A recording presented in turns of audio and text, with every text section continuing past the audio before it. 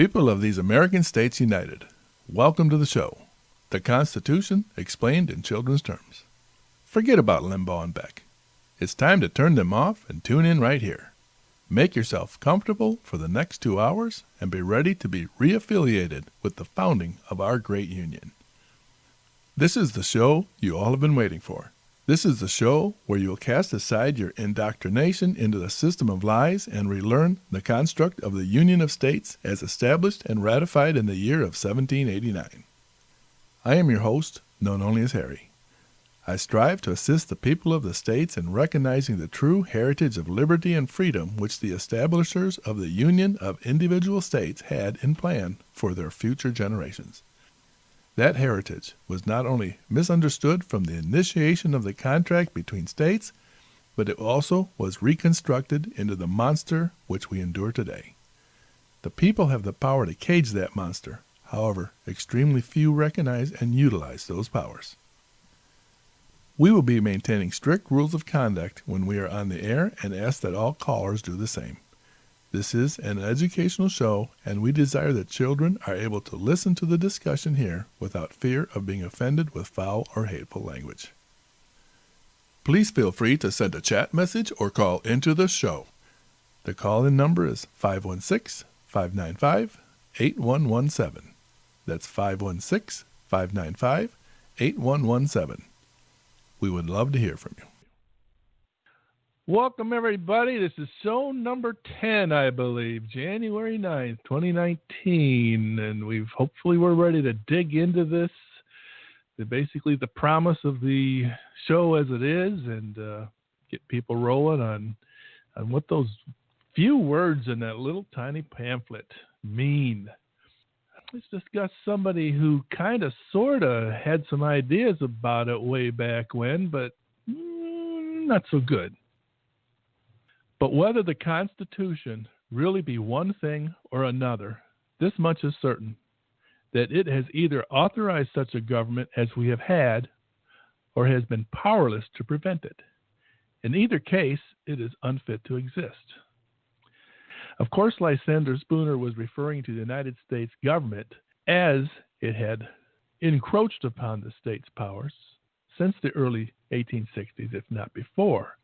He was referring to the government that eventually would become the 14th Amendment government mostly, for he wrote his essay, The Constitution of No Authority, in 1867, a year before the 14th Amendment was ratified. Why had the document not prevented the tyrannical government which has ever increased its power over the last 150 years, when in fact power was what the pages had been laid out to prevent? Was it worded wrong? Or was it not understood by the only people who could have prevented its demise? Absolutely, the problem has been and still is that the people who held that document had not the comprehension of what it contained. If they did, and most definitely if Lysander had, he would not have also written in the same essay. The Constitution says, we, the people of the United States, in order to form a more perfect union, establish justice, ensure domestic tranquility, provide for the common defense, promote the general welfare, and secure the blessings of liberty to ourselves and our posterity, do ordain and establish the Constitution for the United States of America. He goes on to say, the meaning of this is simply we, the people of the United States, acting freely and voluntarily as individuals, consent and agree that we will cooperate with each other in sustaining such a government as it is provided for in this Constitution. The necessity for the consent of the people is implied in this declaration. The whole authority of the Constitution rests upon it. If they did not consent, it was of no validity. Of course, it had no validity except as between those who actually consented. No one's consent could be presumed against him without his actual consent being given, any more than in the case of any other contract to pay money or render service. Now, those words depict a man that didn't properly understand the Constitution. The Constitution did not apply to the people. The Constitution was between the entity, the United States, and the entities, the individual states, mostly their legislature. As we are about to hear from Paul, the words written in this second statement are proof that Lysander had no proper understanding of what the true construct of the union of these American states was to have been. For the reason that the people don't know the proper way to use the document when it comes to government control, only the future knows as to what awaits those who wrongly believe that they are free. And at this time, I'm going to bring on Paul, and it's his show for however long he wants it. Hi, folks. I don't know if you all know who I am, Paul Thompson. I'm going to start by saying that I was like a lot of people years ago, watching YouTube videos, believing this, believing that, and reading this person's theory and that person's theory, and it was all making sense as far as the awakening process, but it was not correct information because from watching several different people make statements of their presentations, they were contradicting each other. So I made a decision. I said, you know what? I'm going to go in and I'm going to go back as far as I can to try to learn what actually it is that we're all, having this, to this day, arguments over on Facebook. Now, I'm not going to say I'm 100% correct because when I did this back in 2014, and I've continued to do my studies and research, I'm finding more little nuggets of information that may have dispelled some of the stuff that I thought I knew. And that's the whole purpose of this movement is we're not here to make a claim that this is this and this is that unless we go back and find the truth.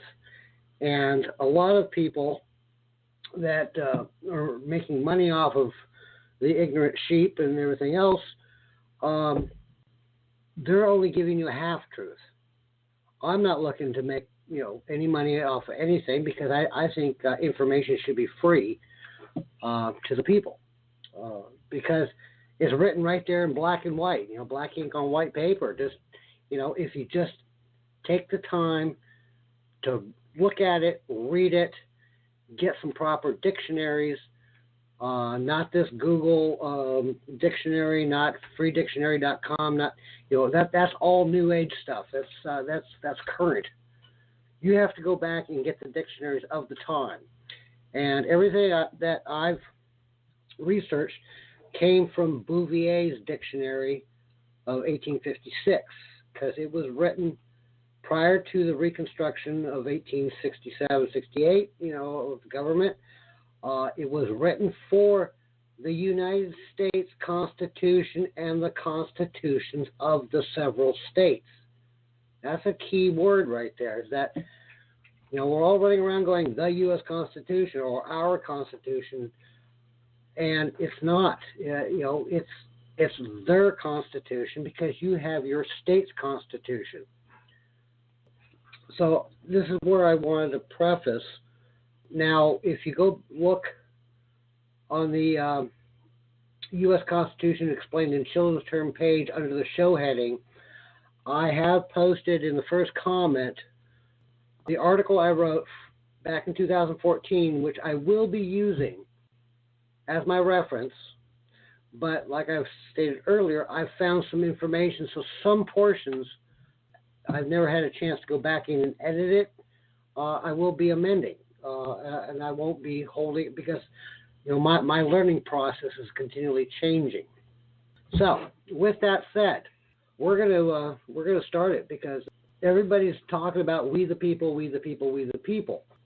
You are not we the people because you're not saying what you're the people of. If you look at your state constitution, practically every state constitution, I believe this is correct, starts out, we the people of whatever your state is. That is your people. The Constitution for the United States starts out, we the people of the United States.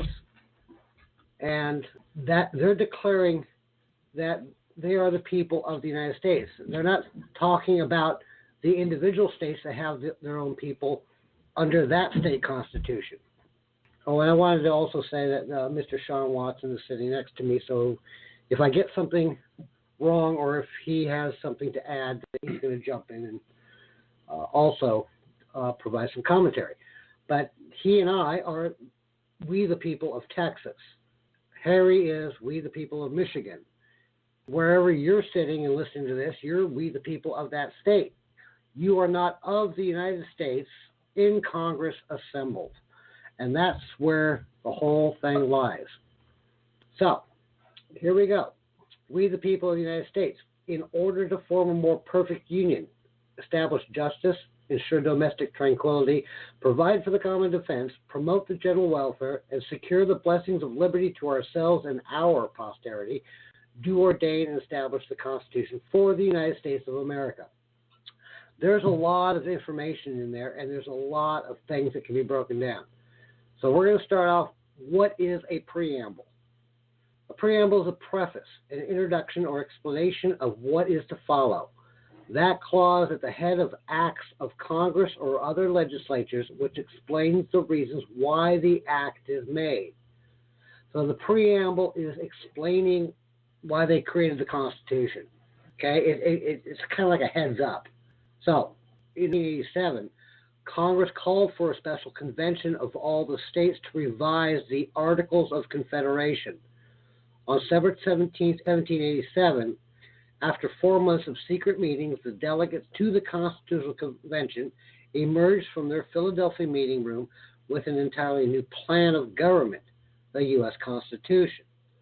The Constitution was an act of the previous Congress. And that's the Congress under the Articles of Confederation. We, the people of the United States. Besides the capitalization of people, making a proper noun known as capitonym, under Bouvier's maxims of law, inclusio unius est exclusio ulterius, the inclusion of one is the exclusion of another. So they were including themselves as the people of the United States, but they were excluding the people of the states because those people already had constitutions prior to the U.S. Constitution. We see that the first words of America are not included. Therefore, the people of America are not we, the people of the United States. As we will see in the following documents, a clear distinction was made between the United States, these United States, and the United States of America. Since the signing of the Declaration of Independence till the presentation of the Constitution and under the Articles of Confederation, the phrase the United States has also been used with the words in Congress assembled. Okay, so now we need to go look at what is a Congress, what is an assembly, what is, we need to look at the definition of each word in this whole preamble process. Because back then, founders, the framers, and just the people in general, they had a better grasp of what the true meaning of a word was, because they weren't convoluted back then like we are today. Because we've corrupted the English language in the last 170 years. So Congress is an assembly of deputies convened from different governments. That would be your state constitutions. To treat of peace or other political affairs is called a Congress. The Assembly, the union of a number of persons in the same place. Congress assembled is the union of deputies from different governments in the same place, United States. The term United States and Congress assembled can be found in various documents, post-declaration up to the Constitution, and still today. Starting with the Articles of Confederation, taken from the Library of Congress in a side-by-side comparison between the first and second drafts. And this, if you go to the U.S. Constitution Explained in Shown Terms and look up my link to what I wrote, you'll see these actual postings of the Journals of Congress. That would be Elliott's, and I think they're mostly Farrand's. I don't know exactly which one I got these from. I think it was Elliott's, though. All right, so in side-by-side comparison between the first and second drafts, we can clearly see the intention that the words "the United States" refers to the Congress assembled. In Article 4 of the first draft, we see a distinction has been made between the colonies and the United States assembled. In the second draft, colonies has been changed to the states and the United States in Congress assembled.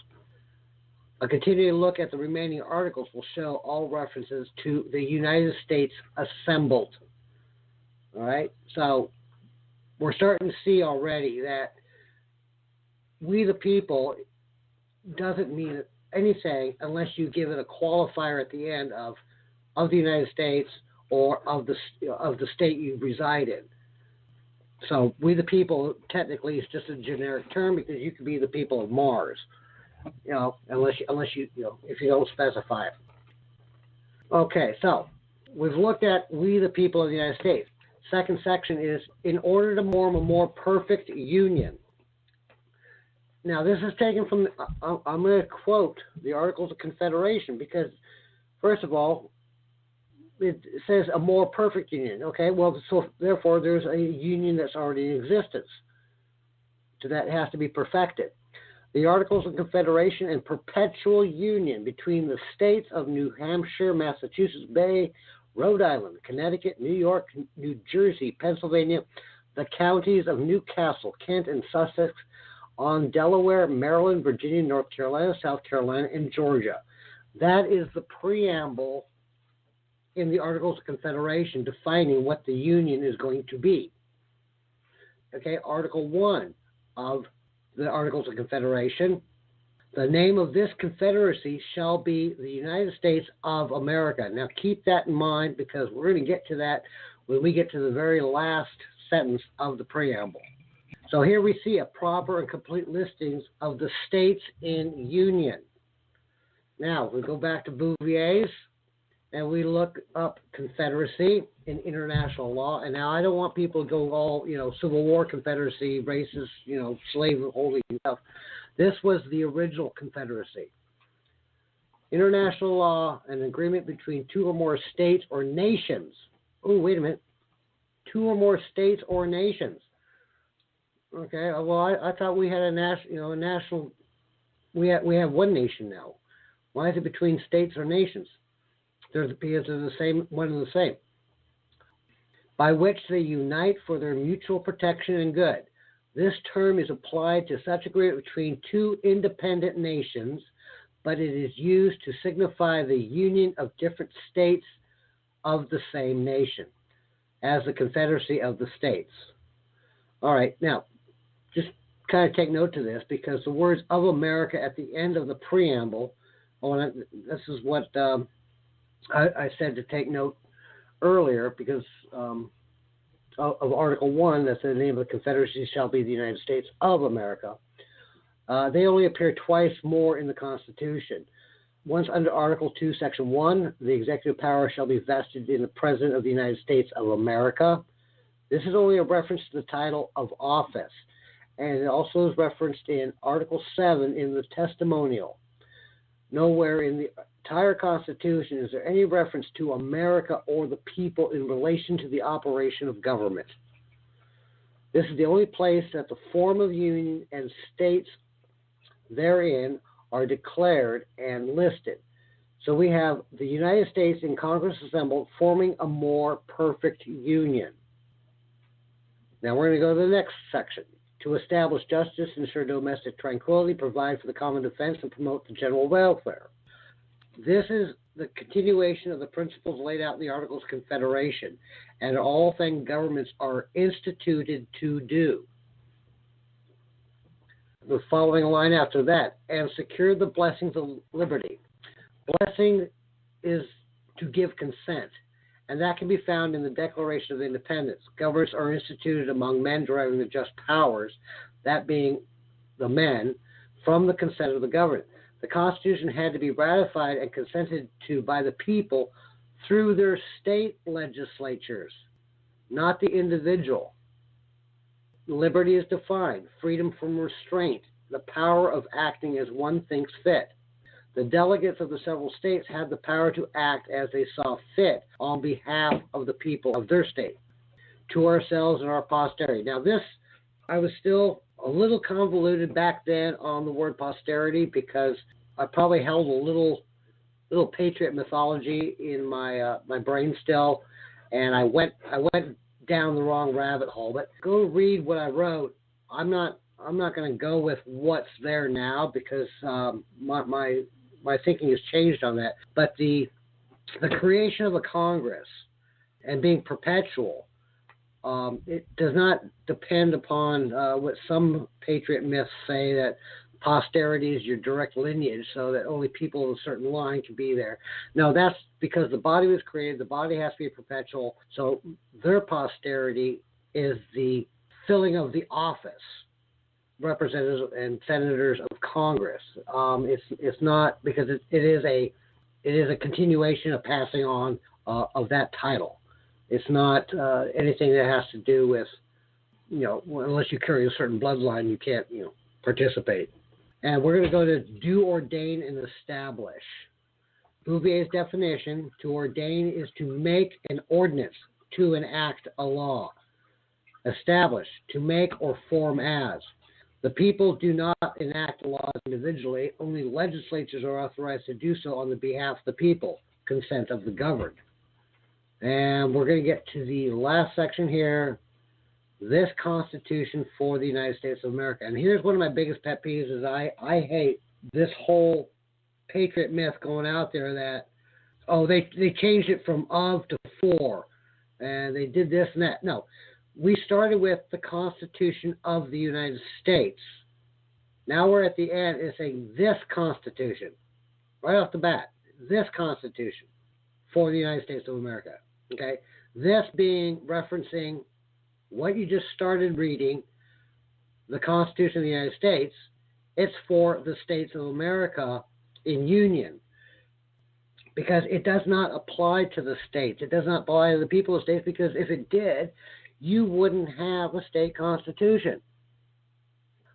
This form of government for the pre-existing United States of America by Articles of Confederation. That's what this is. It's the more perfect union under the Articles of Confederation. That document, even though it's been set aside, it still set the foundation for the Constitution. Nowhere in the Constitution of the United States, and nowhere in any other article, statute, whatever you want to look up, in the Library of Congress, is the term United States of America defined, except in Article 1 of the Articles of Confederation. The style of this confederacy shall be the United States of America, or be called. So that's a legal binding definition. That last sentence, do ordain and establish this Constitution. They're talking about the one that, you just started at the top of the preamble, called the United States, the Constitution of the United States. They're establishing it for the United States of America that want to join. By defining the words, filling in some gaps, and applying proper distinction, we have a preamble that reads like this. And here's the, towards the very end, I'm going to read the preamble, and I'm going to fill in some of the words that define the previous words so that it kind of makes sense to the layman. We, the people of the United States, in Congress assembled, in order to form a more perfect union, being perpetual by the Articles of Confederation, establish justice, ensure domestic tranquility, provide for the common defense, promote the general welfare, and secure the blessing by your consent of liberty, free from restraint, and to act as we see fit to ourselves, the current Congress, and our posterity, all future Congresses, do ordain this ordinance as an enactment of the law and establish the Constitution, a form of central government, which should actually read federal government, for the United States of America, created by the Articles of Confederation. Basically, the preamble was cut and dry, very short and sweet. Back then, the average person had a better sense and grasp of the English language to understand what it read. I've got some more articles that are after that in there. but to support during the Convention of States back then, the executive papers, and a bunch of other stuff. But that's basically where I went because I started defining every single word to understand what it meant. And even in Republic of Republics, and I've posted it in the group, there's an excerpt that I've grabbed, and it's from the life of Governor Morris. He was from New York. And I'm going to read the quote here. Governor Morris, afterwards Minister to France and United States Senator from New York, in the Federal Convention, in which he was a delegate from Pennsylvania, was entrusted the rewriting of the Constitution, who, having changed these words, "we the people of the states," etc., as adopted by convention, to "we the people of the United States," must be supposed to know their meaning, declared years afterwards that the Constitution was a compact not between the individuals, but between the political societies, each enjoying sovereign power and, of course, equal rights. Those are his words of the guy that wrote it. So there we go. We can't keep claiming we the people, we the people, we the people, unless you're defining who you're the people of. If you're we the people of the United States, then you better be sitting in Congress, because you're not. You're the people of your state. Compact between body politics. Yeah. It was a compact between political societies. Your political society is your state constitution, and that's where you are we the people of your state. There is more to the article I wrote, but it's all supporting screenshots from the Journals of Congress, the conventions, and things like that. But that's my take on it, and it has opened up my eyes by actually going and doing the research. That when I start looking at stuff that people post or things that other people think they've got a handle on it, once you start actually seeing the words for what they are and understanding the societies and the makeup of the United States of America, the United States and Congress assembled, things start becoming clear. You can start identifying, wait a minute, that's not right. That's not right. That's about all I've got. Harry, I don't know if you want to come back on, or Sean, if you want to interject in there. Like I've been trying to stress to people, look at your state constitutions. I see everyone banging away at the United States Constitution, but that is not your Constitution. And, learn both, of course, always. But people really need to focus on their own body politic, their own society within their own state. Here's an analogy I came up with a couple years ago. Pretend you live in a cul-de-sac.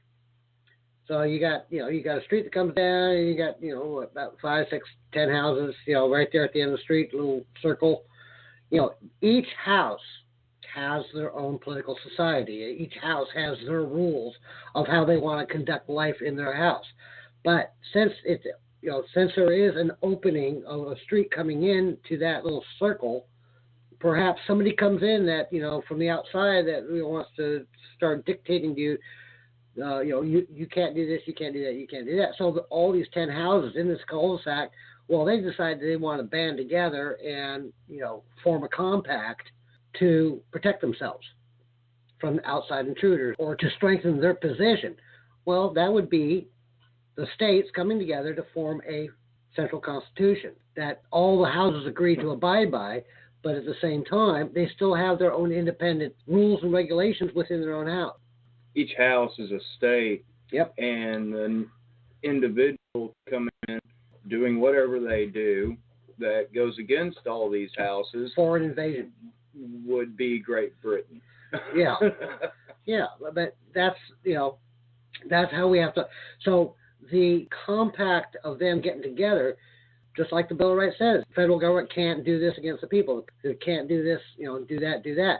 It's for their own protection as a united body, so that they wouldn't have to defend themselves individually. So if one house got robbed, the other houses would be there to stop the robbery. Who knows? Neighborhood watch program, for instance. And at the same time, one family body can't tell the other family body what to do. No. Because they're, individual sovereigns with their own body politic. Right. But that's the beauty about Republican form of government. Correct. And if one house had a dispute with another house because their trash is in the yard or this or that, well, you take it to the take it to the ones that all sign the compact. Yeah, that would be the Supreme Court to adjudicate between the states or among the states. Exactly. Yeah. So I mean, we don't have, I guess the reason we're doing. Of course, now all that is destroyed under this reconstructed government. Right. Of course, now it's all about Lincoln's new national government. Mm-hmm. And has been for the last 150 years. All right. I would recommend that anybody that listens to this is to go look at the article I wrote, because there are lots of screenshots of the actual documents of that enhance the explanations. I'm going to try to make sure we've got a couple things straight here. Well, I'm trying to relate Article 1, Section 8, Clause 1 to the preamble, because this idea basically struck me recently, and I want to make sure it strikes everybody else. So I'm going to read it. The Congress shall have power to lay and collect taxes, duties, imposts, and excises, to pay other debts, and provide for the common defense and general welfare of the United States. They're only allowed to collect those taxes to promote the general welfare of the Union, not of the people. And that's something people get a lot wrong. They are not there to supply welfare of any kind. And sorry, folks, that includes Social Security. They are not constitutionally set up with the task to manage the welfare of the people. That would be up to the people within a state. I would like to add, I've read a lot on a lot on this welfare, and here's the thing about that.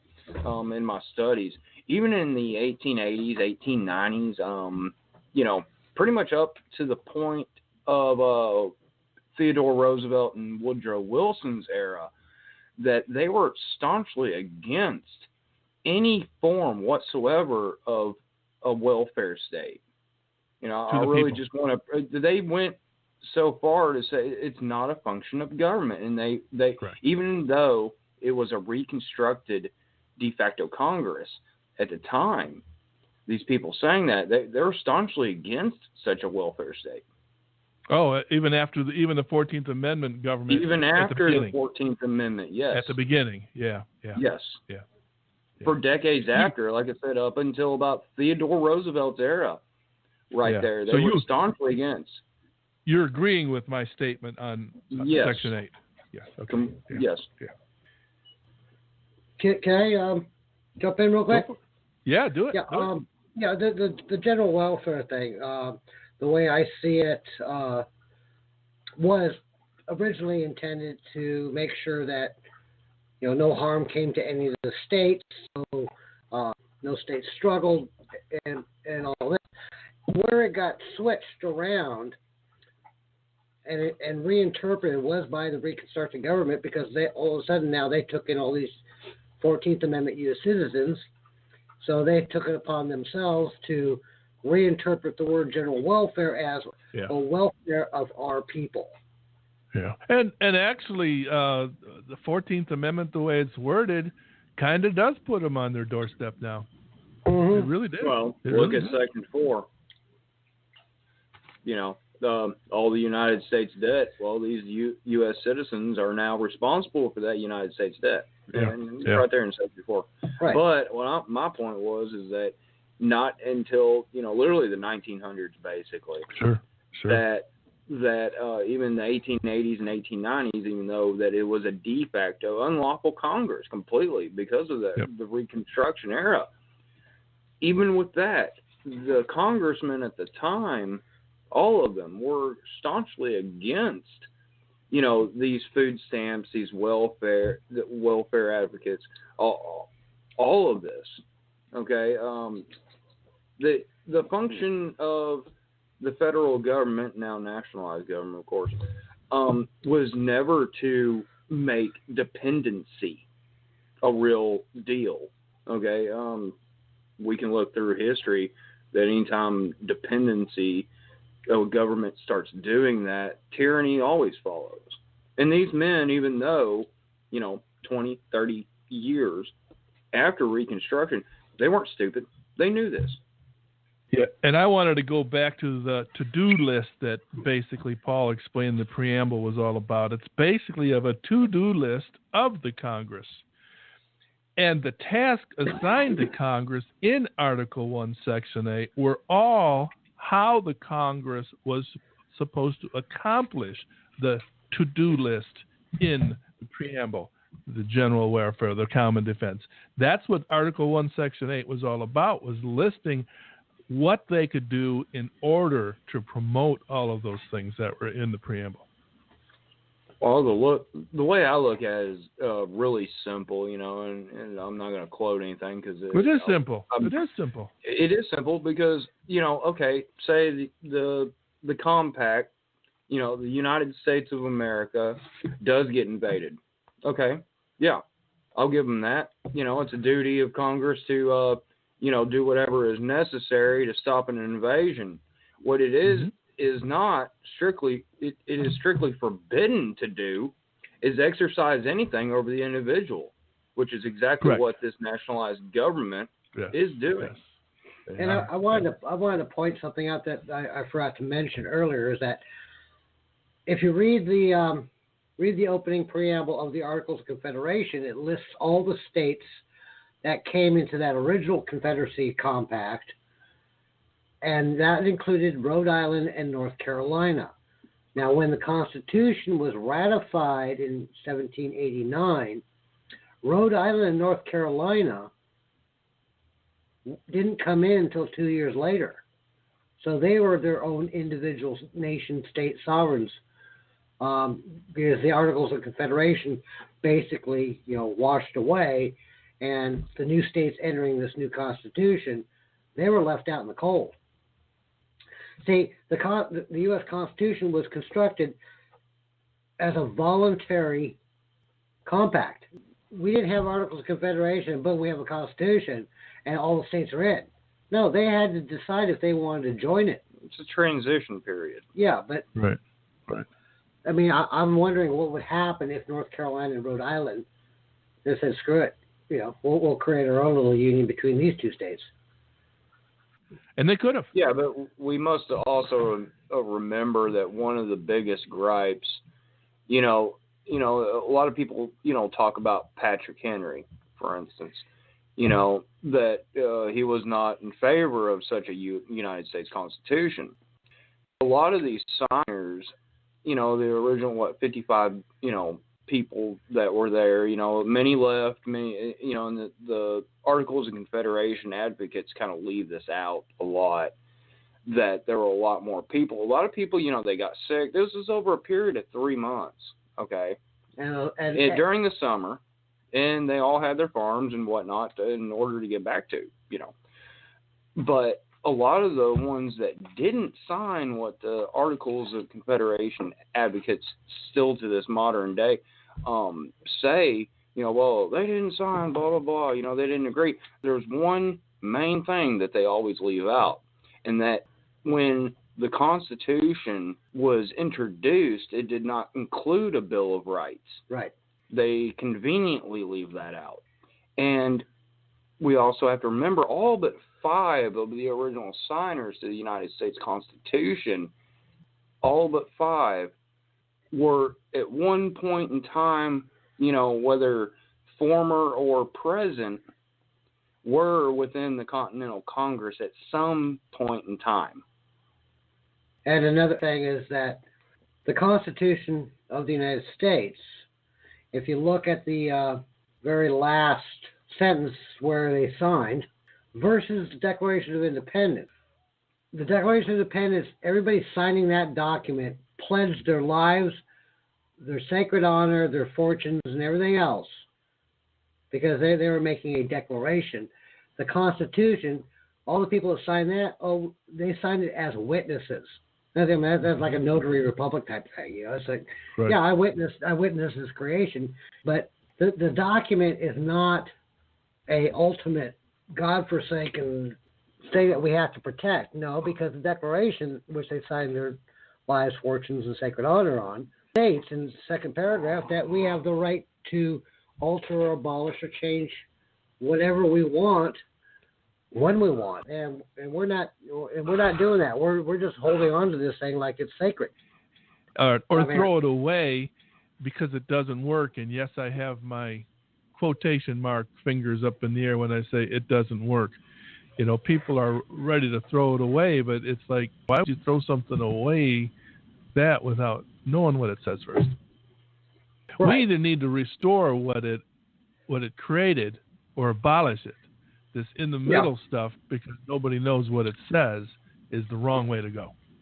And by using the words restore, through my research, reading newspaper articles from the mid 1860s, just after the Civil War, there were representatives and senators and states demanding, prior to during the Reconstruction Acts, that they wanted to restore the Constitution as it was and not reconstruct it as it is. Wasn't New York one of those? Yeah. Yes. They were, and those are basically, I might have paraphrased it just a hair, but that was what the demand was back in that time, was to restore the Constitution as it was. Well, democracies don't care about the silent minorities. It's majority rule, and unfortunately, Lincoln and his National Union Party. Yeah, I mean, and that speaks volumes on its own. Right, and this was post-Lincoln too. But so you guys touched a little bit on something that made me want to bring something up and read it.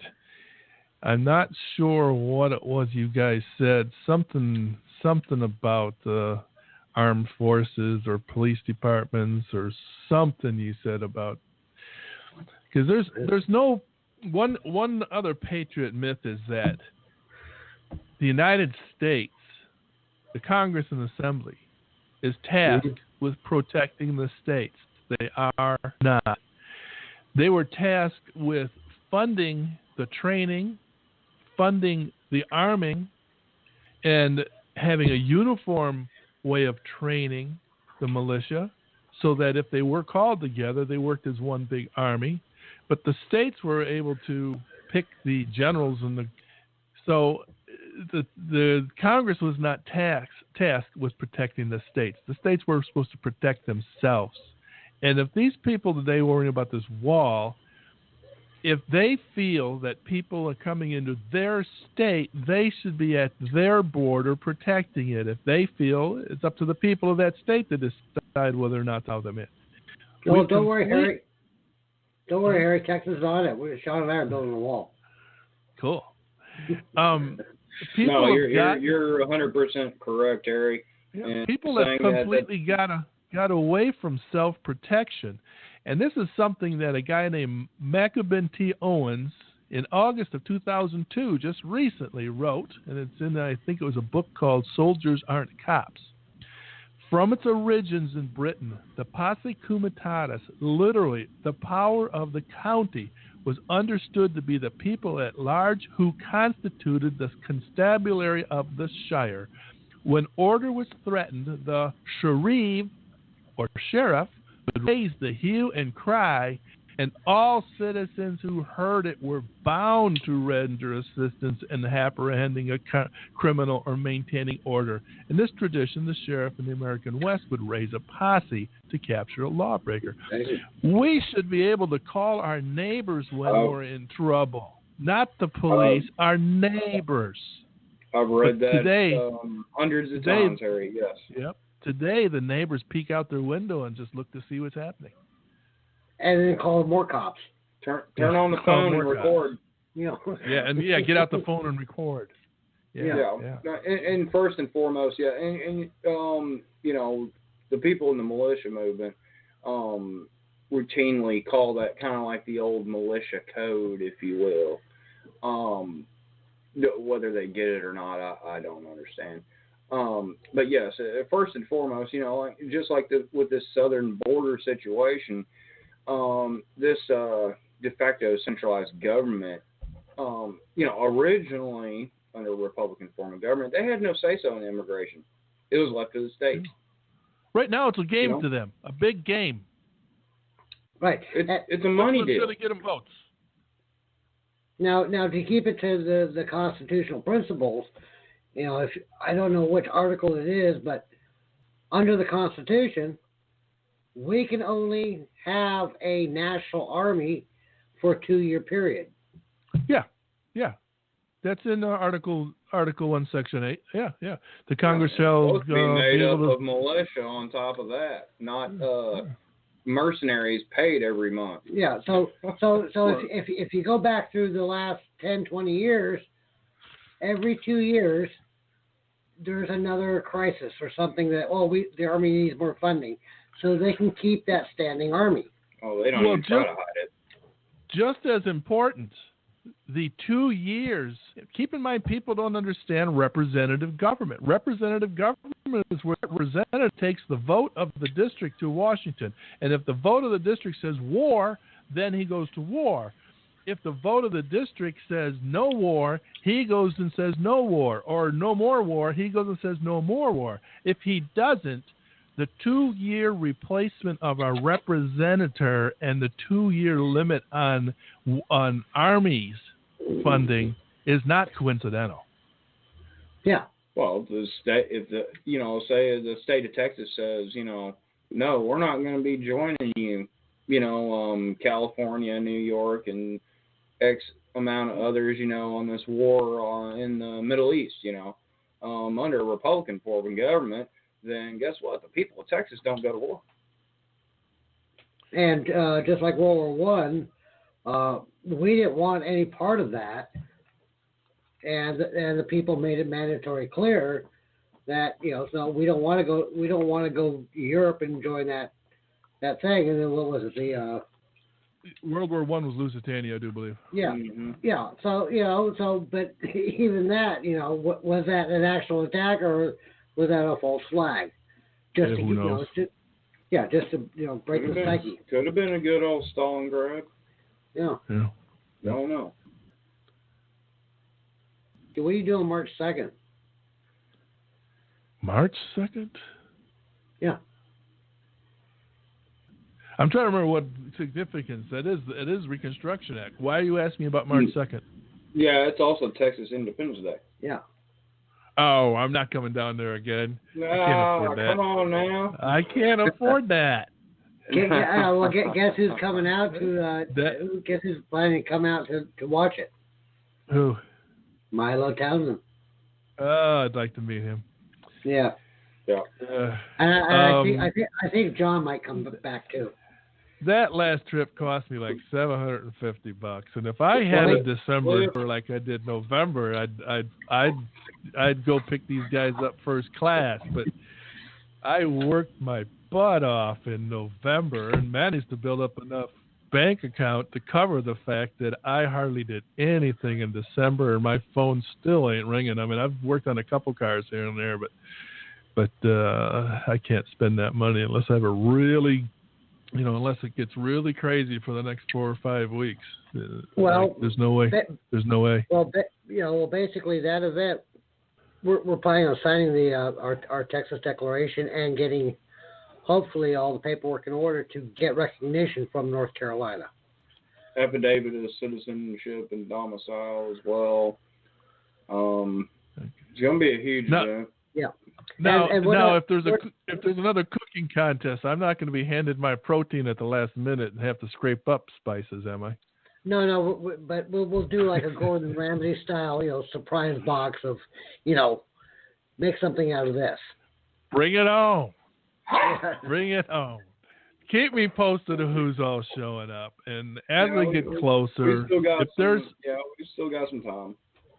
If there's somebody, that basic thing I got to pay for is a plane ticket, I'll have to consider it.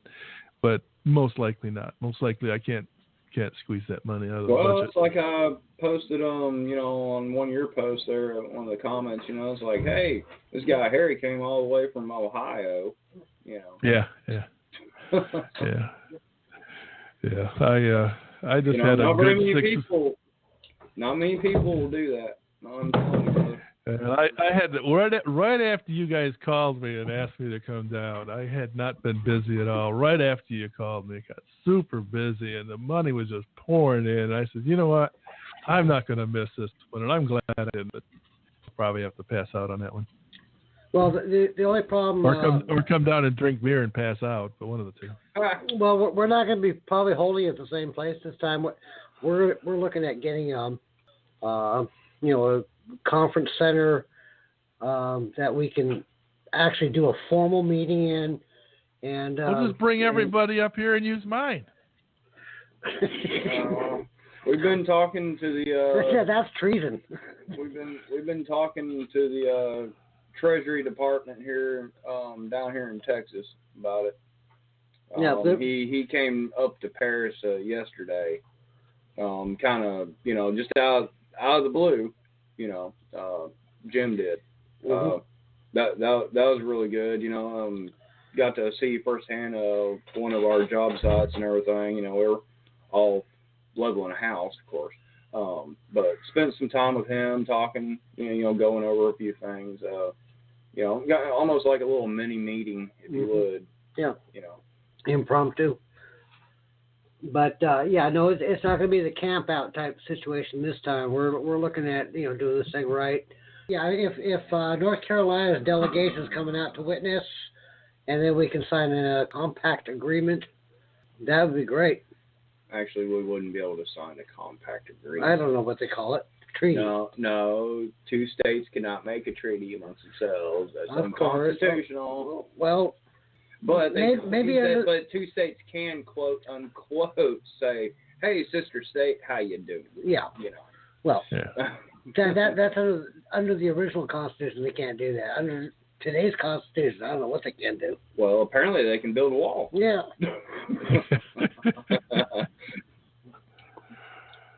And make our kids pay for it.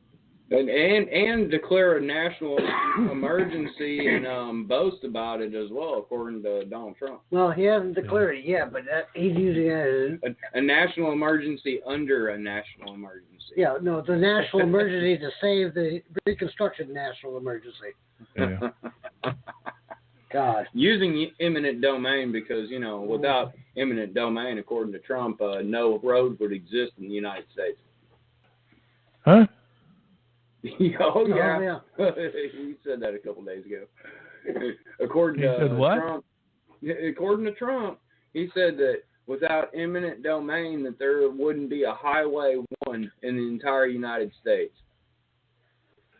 Well, yeah, you can pick that apart. Well, but that's kind of sort of what the eminent domain clause is all about, providing that the states in supermajority or however the Congress decided that postal roads and highways fell under the same category, which I don't have a big problem with that, but it would be nice if the representatives of the districts and the Senate, who's supposed to represent the states, they don't vote on any of that stuff. No, I know that.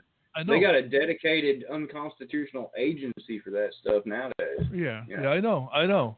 But if it was done properly, well, that's what the eminent domain clause is all about. Of course, but you also have to understand the original eminent domain clause in the Constitution was pre-14th Amendment. Sure, I understand that. I'm just going back to the basics.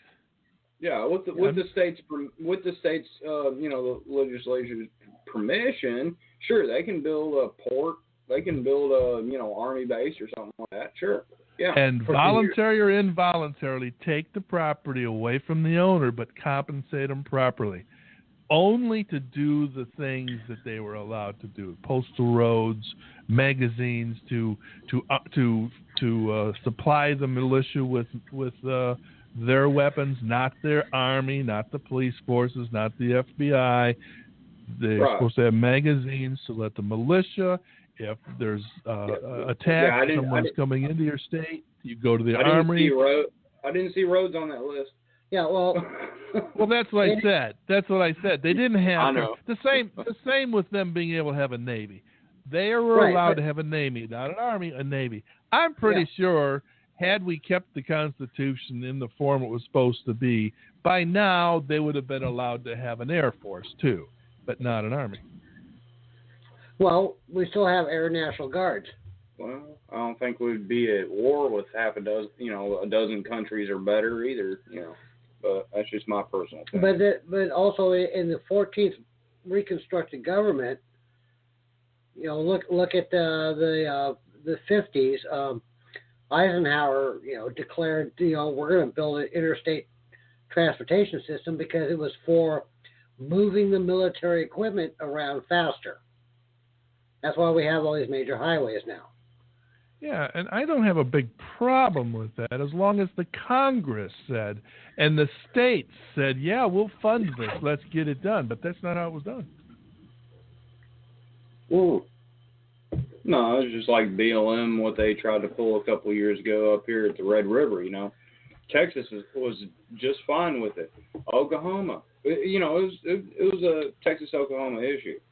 But here comes this unconstitutional agency, men with guns, trying to dictate on a 116-mile stretch, to small landowners, trying to bully them around. And, that's when I got a problem. I went up there a couple different times, in Texas and Oklahoma, like I said. The two states that, oversee the Red River here, and what it is the, river ship, And that was the whole issue, but here comes the nationalized government want to butt their heads into it. That's when I got a problem. Well, here's all I have to say. Right now, since the federal government is shut down, state governments need to step up and let's take it back. You're not doing your job, but we're going to do ours.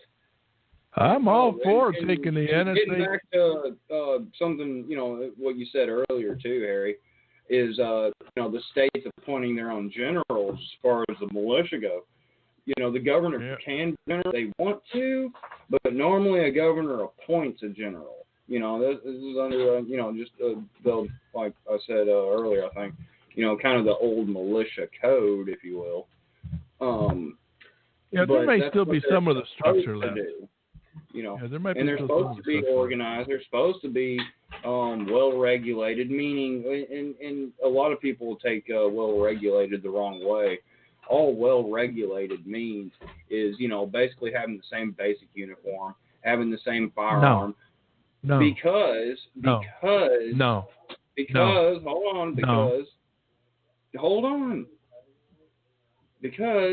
if you're the man next to you, goes down, gets a bullet in the face or whatever have you still have the magazines and whatnot to pick up his rifle, and you still have the same ammo. Okay. No, and the well-regulated part of the state is supposed to be over that.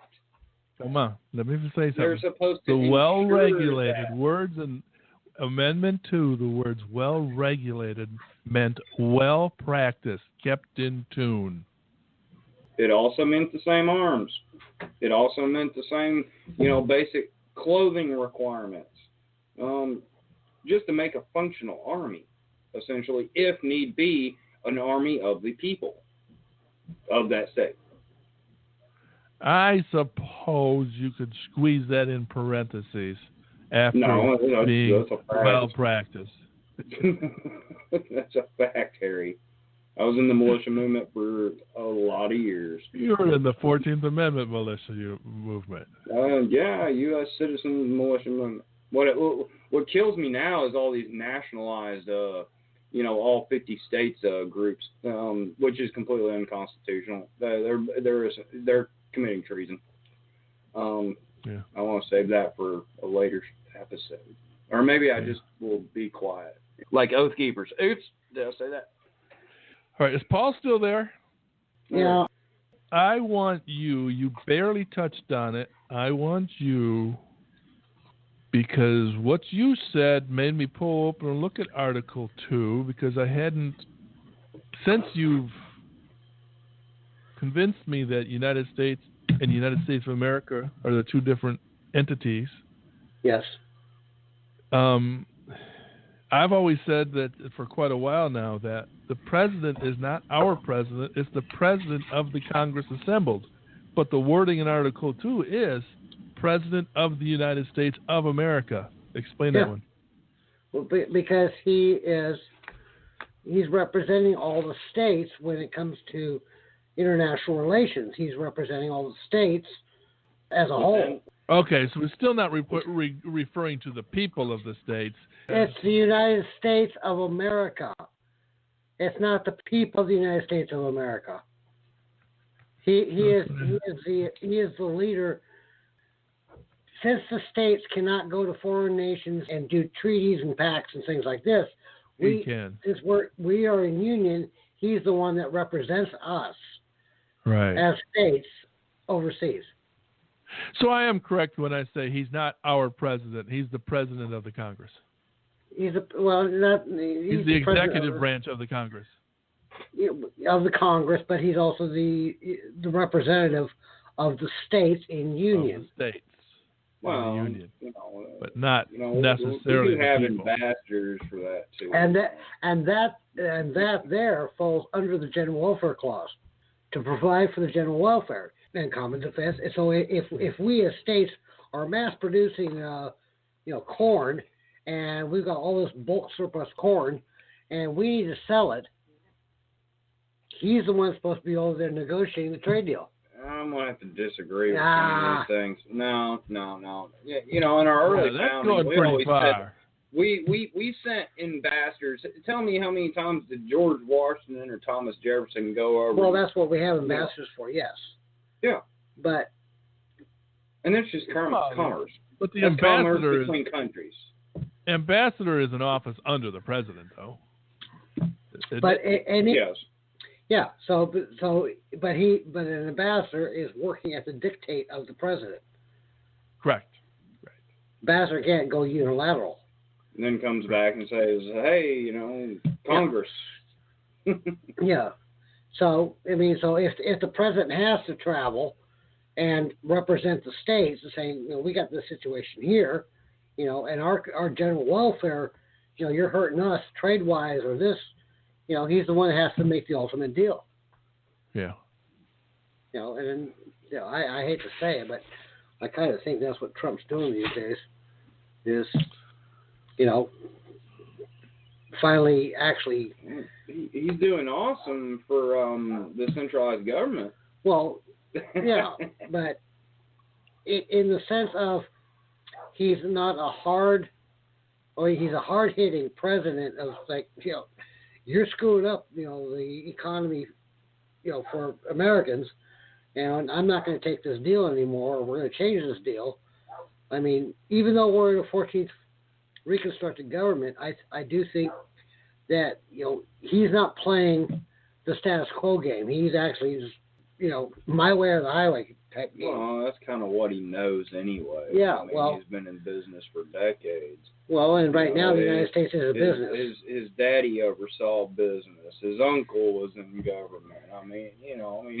It's not like Donald Trump's the first Trump to ever be within a governmental position here. Oh, I know. I was just saying that after the last, I don't know, for my lifetime, that, I started paying attention to politics, that he's not rolling over. He's not, giving concessions. He's, this is it, He's probably doing good for the public sector, yeah. Yeah. As far as the private sector, I'll have to disagree with that. Well, of course, because we're still in a reconstructed government. Tariffs don't benefit the private sector. You know, it taxes other countries, you know, and gets the centralized government more money. Mm-hmm. But as far as the private sector, actually, it damages the private sector. Look at the the wood in Canada that increase that he caused. I saw that firsthand. If we were in a pre-reconstructed government, I say he'd be a good president. But right now, because of reconstructed government, he's doing what he can, but it's hurting everybody else because of the Reconstruction Act.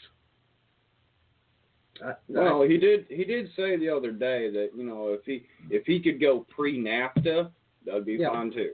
I'll give him that. Yeah. I'm only going to say one good thing about Trump, because I don't pay any attention to any of this. I just don't care. If we can't fix this thing, who cares what they do. But I will say one good thing about Trump. He's more human acting, and he's more, when he decides something, he goes with it. He doesn't let other people tell him what to do.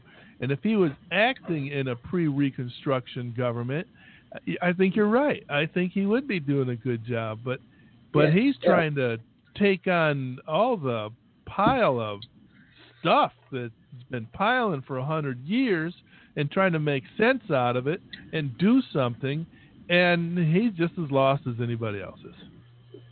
Well, you can't fix a system that was based on Marxism to begin with. Yeah, and the United States, today is a business, and he's going in with a business mind, not a political mind.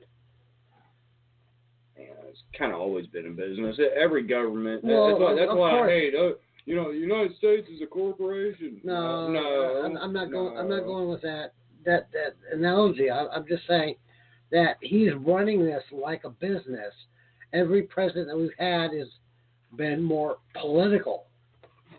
Yeah. How do you like this government shutdown? It hadn't affected me any. Of course, I haven't noticed any, cops missing either. So. Any what? Any cops missing. Yeah, well, they still have to generate the revenue. Well, they call it a government shutdown. If they're going to call it a government shutdown. That's what you're saying. The whole government needs to be shut down, right? I mean. Well, apparently, I read a headline that says the TSA is about to quit. Well, that's what I was going to say earlier, but something when you guys started talking. I got no problem at all taking the TSA, the FBI, the NSA, Secret Service, all the other secret organizations, the police departments, the sheriff departments, all of them by the ear and just leading them right to my state border and kicking them out. And the nice thing is, amen. It's going to be easier in Michigan. It's going to be easier to hit a lake than it's going to be to hit a land.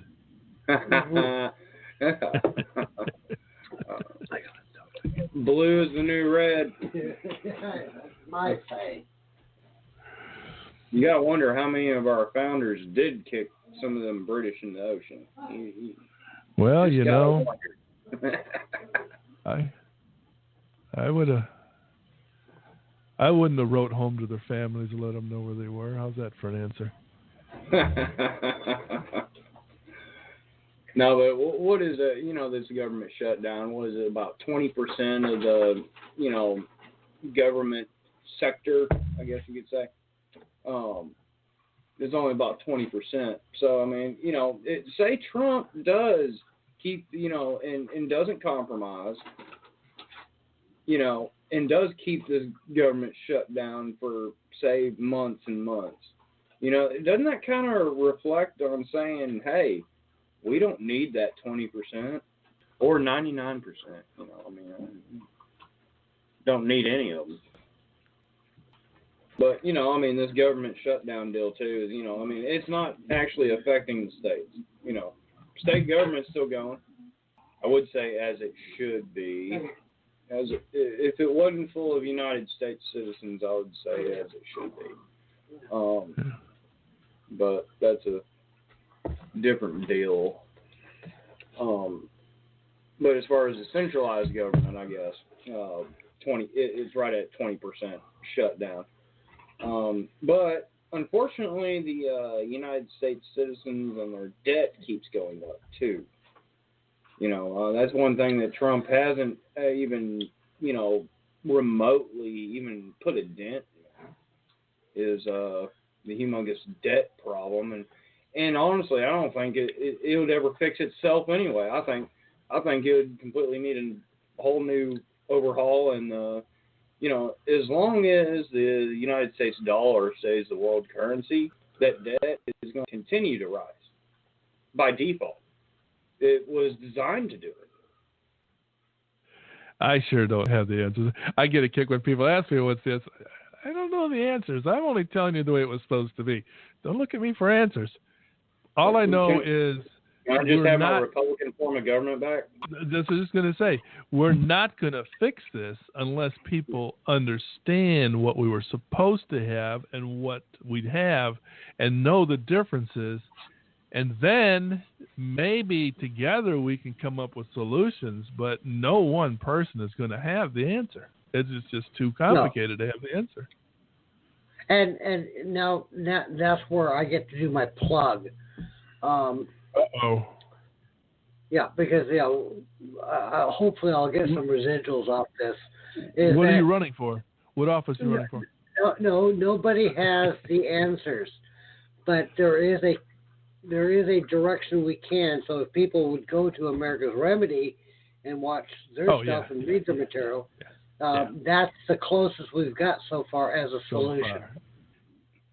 That actually is a solution, if you ask me, but it's going to take everybody. It's going to take masses of people to be effective. Yeah, people with open minds, with knowledge. Yeah, Cliff, if you hear this on the replay, I did plug you guys. I want my check. Well, you know what? I'm actually conversing with Milo right now on Facebook, and he just said, check for 10 cents is in the mail. No, he's not listening to us. He says he's busy, but he's talking to me a little bit. Well, that check for 10 cents better be a silver dime because it's worth $3. I think it's worth more than that, isn't it? It probably has come down to 3, maybe even below that now. It was up to 4. Harry, where are we going with this show? Now that we did the preamble, are we doing? I'm doing Article 1 next week. Okay, you're going to do Article 1. So yeah, I don't know if I'm going to do the whole thing. I'm going to probably stop at maybe 7 or 8 pages. I don't, putting things together. I've got most of it together already. Let me see what actually. I've got it. There's a lot of stuff I want to add and remove and edit a little bit. But just out of curiosity, let me see what I have on Article 1 that was already. Well, the question I'm asking here is the two main issues are people out there going, well, we the people. So we just hopefully I clarified that. And the other piece, I think you did a fine job. And the other half is going, I got my rights. So when do we get into the Bill of Rights? Well, here's the thing. I think we need to, anytime, you see the We the People on Facebook or whatever social media it is, just send them the link to, because I'm sure, Harry, I'm sure you'd probably have this up here in a couple of days on the YouTube account. And we just need to share the link, Yeah. Yeah. All right, that's our show for tonight. Hope everybody out there learned plenty from especially Paul's presentation on the preamble tonight. It was a great presentation. I learned some things myself. I hope we pass this knowledge on. That's what we're here for. I would like to thank everyone for listening in tonight. Whether you listened in live, whether you are listening to a recording in our Blog Talk Radio archives, or whether you are viewing us on our YouTube channel, we humbly appreciate your presence. For those of you who are not already viewing our YouTube channel, you can find us by searching YouTube for the Constitution Explained in Children's Terms. Not only should the results be our individual shows, there should also be an icon to click to take you to our channel, where you will find all of our shows listed as we manage to get them uploaded. For those of you who would like to join our Facebook group, I don't know the workings of Facebook nor understand why a Facebook search for the U.S. Constitution explained in children's terms does not bring up our group. You can find me and send me a private message asking me to add you to our group. Do a Facebook search for Harry, that's Harry, know him as Noemas. Send me a friend request and a private message telling me that you would like to be added to our group, and I will accept and add you.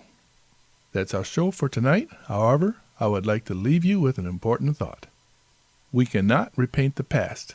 We cannot even recolor today. Tomorrow is a whole different story waiting for us to smear it with whatever shade we prefer. Good night, everyone.